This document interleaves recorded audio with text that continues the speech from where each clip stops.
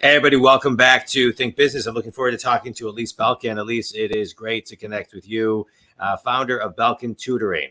Established in 2010, owned and operated by you. Your extensive training coupled with your 30 plus years in education provides you with great insight to address just the depths of students' learning needs, along with the insight to help navigate each child's future. It's great to connect with you. I think this is, I grew up on tutors. I love tutors. I think it's such an important craft.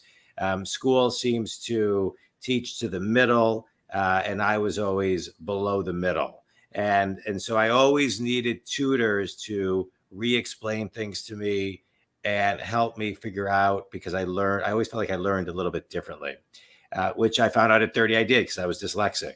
And so talk about, the power of tutoring and when a parent or even a student should recognize that they need some tutoring.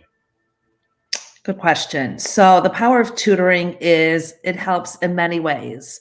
It helps remediate those who are struggling, whether it's with reading, math skills, numeracy skills, but it also helps build confidence. In today's world, what I'm seeing most of is we live with a lot of individuals who suffer from anxiety, and that comes into academics. So it really also helps with anxiety and with the pressures of school and their social lives.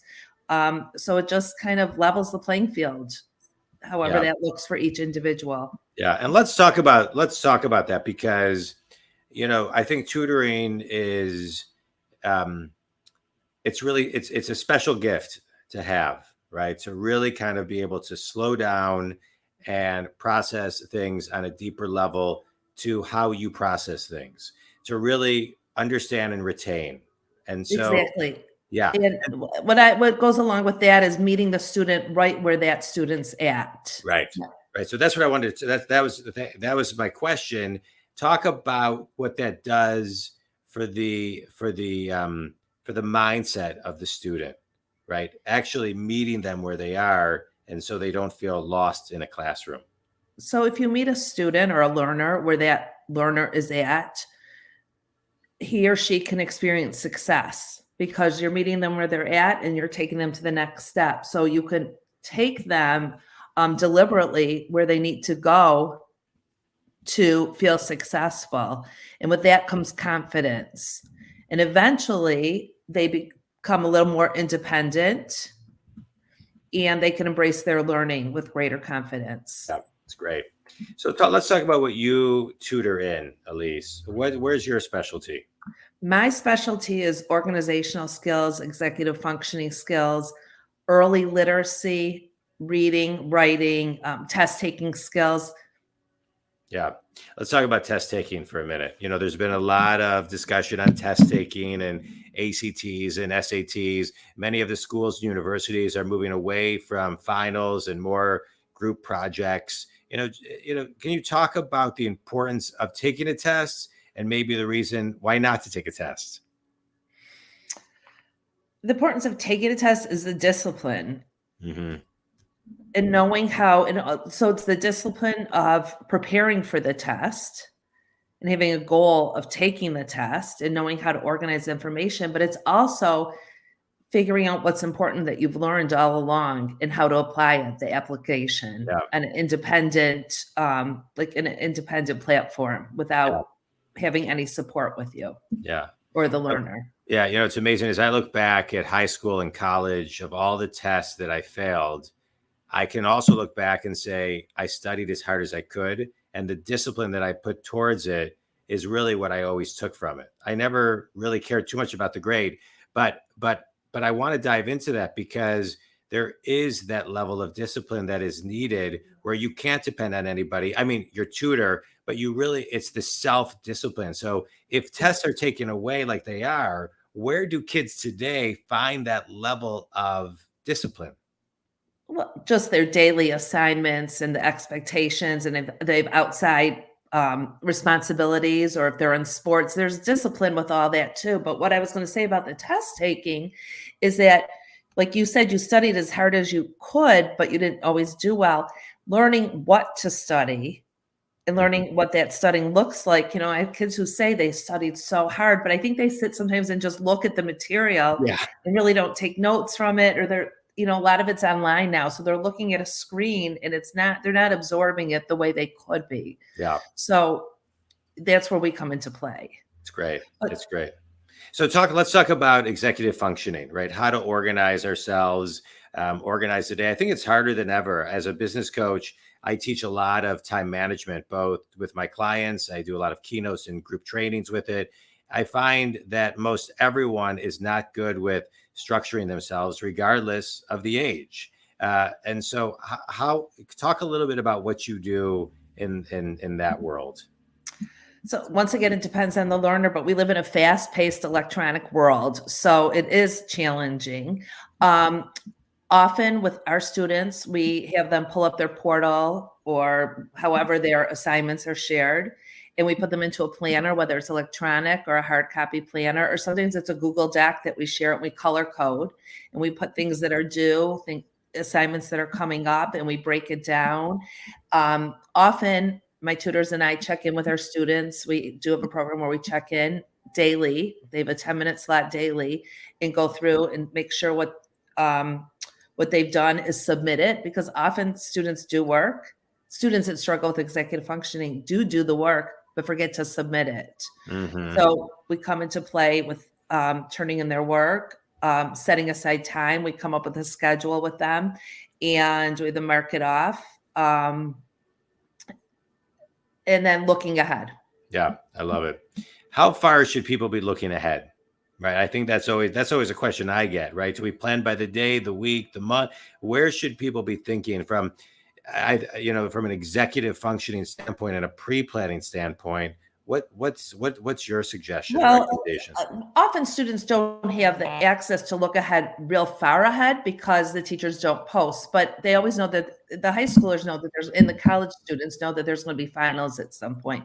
So I Yeah. always say when you don't think you have homework, you do have homework. It's just not assigned hard homework.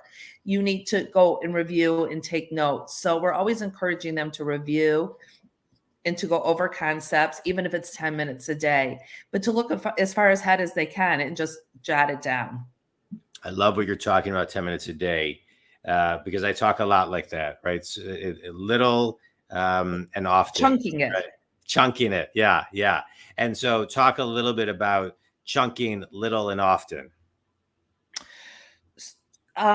Chunking means breaking down an assignment. So if they get a big research project and the first thing that's due is the thesis, or there's going to be a thesis due, and then an outline, and then an annotated bibliography, in 3 body paragraphs, we break it down. Let's get the outline done, let's say 3 days from now, and we put it down on a calendar, the outline, or not the outline, the thesis, and then we go to the outline. So we schedule it out when each thing, we don't just look at the project that's due in 2 months from now. We break it down and we put dates, and then we check in with our students. Where are you with this? And we help them with it. I love it.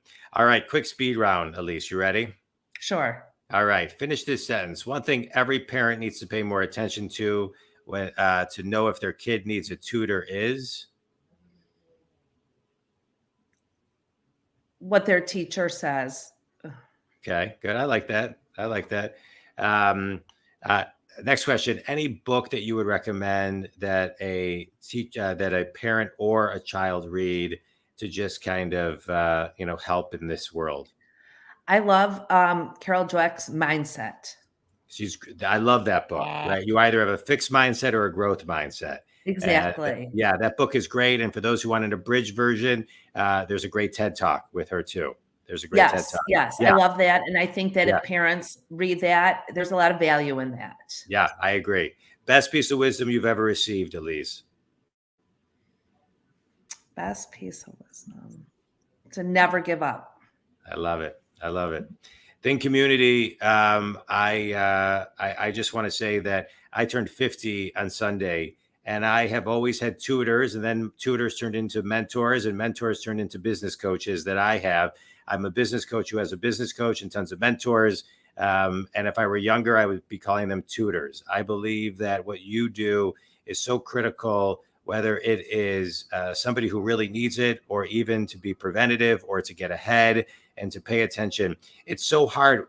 As adults and specifically children, attention spans today are less than a goldfish, which is less than 7 seconds. In 2008, The Atlantic wrote an article called "Is Google Making Us Stupid?" And what it talks about is that technology is taking away the delayed gratification and moving things to instant gratification, and that it is hard for people, the article references, to even, and this was in 2008, even read 2.5 pages. It is so hard to focus.